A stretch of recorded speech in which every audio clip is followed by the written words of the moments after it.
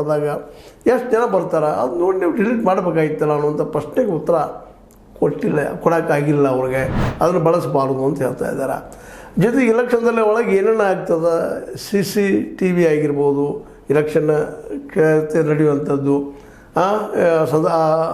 ಮತದಾನ ಸಂದರ್ಭದಲ್ಲೇ CCTV ಆಗಿರ್ಬೋದು, ಅಥವಾ ಇನ್ನುಳಿದ ಡಾಕ್ಯುಮೆಂಟ್ರಿ ಎವಿಡೆನ್ಸ್ 17C ಫಾರ್ಮ್ಗಳನ್ನ ಯಾಕೆ ಕೊಡೋದಿಲ್ಲ ಅನ್ನೋದಕ್ಕೆ, ಇಲ್ಲ ಅದು ಕೊಡ್ಲಿಕ್ಕೆ ಬರೋದಿಲ್ಲ ಅನ್ನೋದು ಜಾರಿಗೆ ಉತ್ತರ ಕೊಡೋದನ್ನು ನಾವೆಲ್ಲ ಗಮನಿಸಿದಾಗ ಇದೇ ಕಾಲಕ್ಕೆ ಈ ಚುನಾವಣಾ ಆಯೋಗದಿದ್ದು ಕೆಲವೊಂದು ಪ್ರಶ್ನೆಗೆ ಉತ್ತರ ಹೇಳಲಿಕ್ಕೆ ಹೋಗಿಲ್ಲ. ಇದು 2019 ಒಂದು ಕೋರ್ಟ್ ಡಿಸಿಷನ್ ಆಗಿತ್ತು, ಅವ್ರ ಖಾಸಗಿತನ ಉಲ್ಲಂಘನೆ ಆಗ್ತದೆ, ಅದಕ್ಕೆ ನಾವು ಇದ್ದಂಥ ಮತದಾರ ಪಟ್ಟಿಯನ್ನು ಬಿಡುಗಡೆ ಮಾಡಲಿಕ್ಕೆ ಹೋಗಿರಲಿಲ್ಲ, ಅಥವಾ ಅದು ಬಿಡುಗಡೆ ಮಾಡಿದ್ರು ನೀವು ಕೇಳಬೇಕಾಗಿತ್ತು, ಮೊದಲು ನಾವು ಅದು ಟೈಮಿಂಗ್ ಕೊಟ್ಟಿರ್ತೀವಿ, ನಿಮ್ಮ ಪಕ್ಷವು ಬಂದು ಕೇಳಬೇಕು, ತೆಗಿಸ್ಬೇಕು ಅನ್ನೋದು ಇನ್ನೂ ಮಾತಾಡಿದ್ದಾರೆ.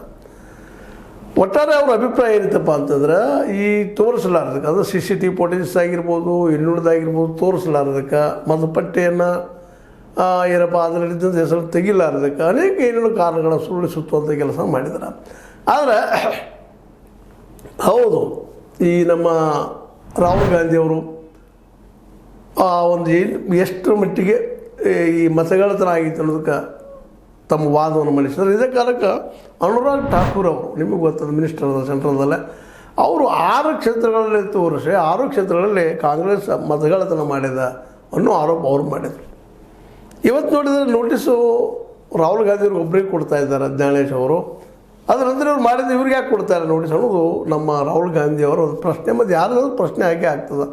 ಹೌದು, ಅವ್ರಿಗೂ ತೋರಿಸ್ರಪ್ಪ ಡಾಕ್ಯುಮೆಂಟ್ಸ್ ಎವಿಡೆನ್ಸ್ ಕೊಡಪ್ಪ ಅಂದ್ರೆ